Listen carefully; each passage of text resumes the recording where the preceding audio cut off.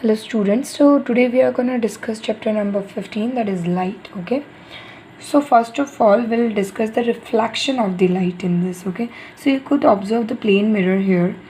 A is the incident ray and B is the reflection ray. Okay, so when the light ray falls on the surface, a part of it bounces back to the medium it comes from. Okay, this phenomena is termed as reflection of the light. Okay, this is normal, this is incident ray, this is reflection ray, this is the incident angle, this is the reflection angle.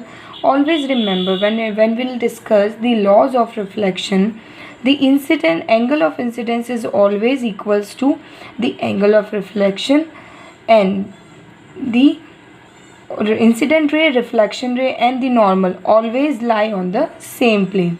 So this is all we'll discuss in this, the first law of reflection and the second law of reflection.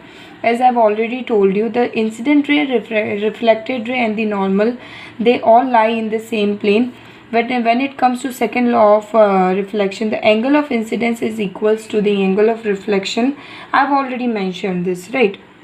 Now the regular and the diffuse reflection. See, regular reflection happens on the smooth surface and diffuse reflection happens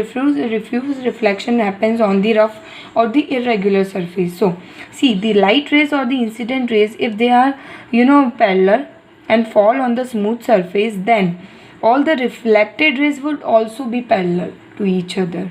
So this is termed as regular reflection. But when it comes to diffuse reflection, the incident rays which are falling on the rough or the irregular surface, they all have the different angle, they all have the different angles, right? So the reflected ray would also be not parallel and have the different angles. Okay, so you could see here that the reflected rays are having the having different angles which are reflected from the surface. So this has been termed as the diffused reflection. Okay, then further we are going to discuss about the characteristics of the image formed by the plane mirror. So always remember, the image formed by the plane mirror would be always virtual and uplift.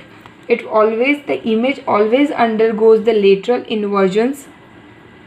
Okay, the size of the image formed on the plane mirror is the same as the size of the object. So size of the object placed in front of the plane mirror would never change. Okay, and the distance of the object from the mirror is equals to the distance of the image from the mirror. So distance is also equal, it doesn't change. So the distance of the object which is placed in front of the plane mirror will also be similar when the image is formed on that particular mirror. Okay, then we'll talk about the periscope and the kaleidoscope. So you could see, this is the periscope, the human eye, this is the you can observe from here, and the object is placed here.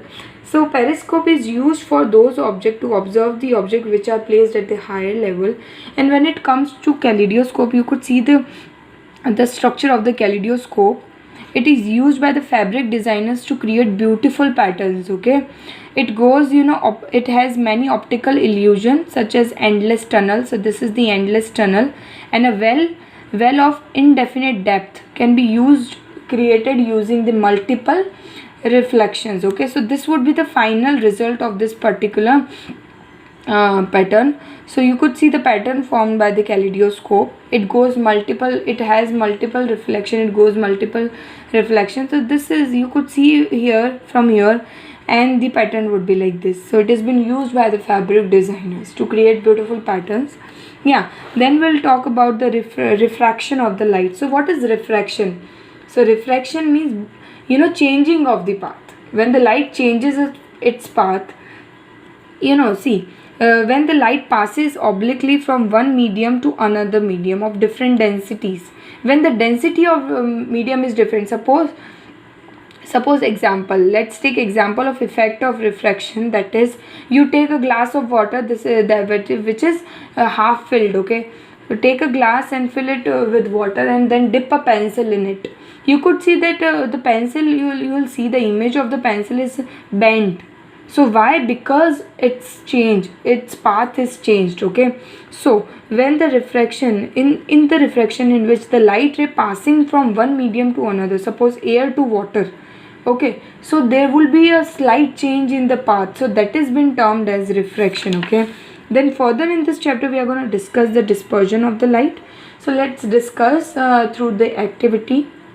Suppose aim to show the white light consists of 7 colors. A materials which have been required are sun, cardboard which has slit means opening, then a prism and a screen. Okay, so what you have to do is place the cardboard slit in front of the sun so that the sun rays can pass through the slit. Then place the prism in front of the slit. So place the prism and screen so that the sun rays could fall on the prism and then passes through the screen. So you will see that the sun rays coming from the slit passes through the prism and then falls on the screen.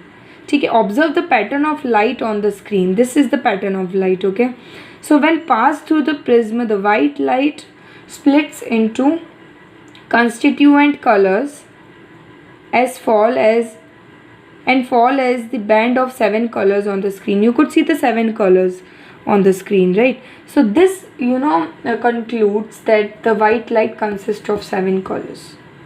Okay, now dispersion of light has been termed as the process of splitting white light into its constituent colors has been termed as dispersion of the light.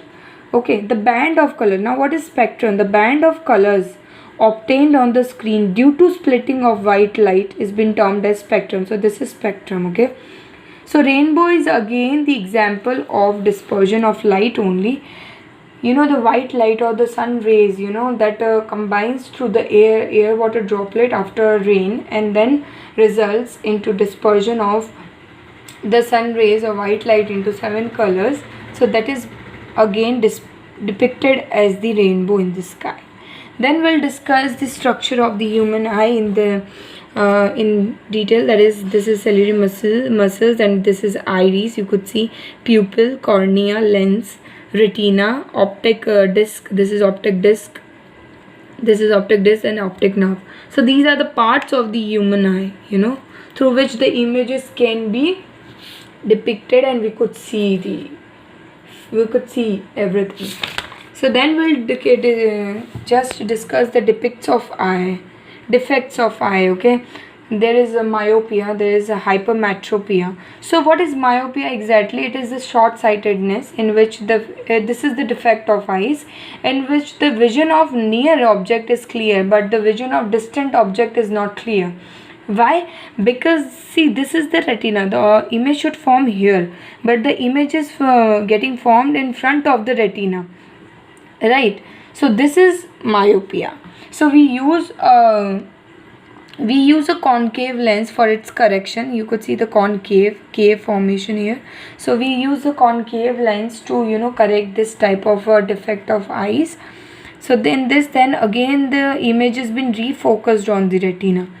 So when it comes to hypermetropia is been termed as, you could say, defect of eye in which the vision of distant object is clear but the near object is not clear. Why? See, suppose the object is placed here. This is the eye lens and you could see the image is formed behind the retina, right? So you could not observe the object which is nearby. So when we use a convex lens here, the object has been placed here but you will see the object is placed here. Okay, then this is the correction. Okay, this is the correction using the convex lens. Then you could see the image is formed again on the refocused on the retina so that you can use or you can see the object very clear. Then again, that is presbyopia. That is you could say a loss of eyes. It is a gradual loss of eyes after the age of 40. So which has been corrected by the reading glass with the correct variation of convex lenses. So this is whole about the light chapter. Please go through the video. Thank you so much.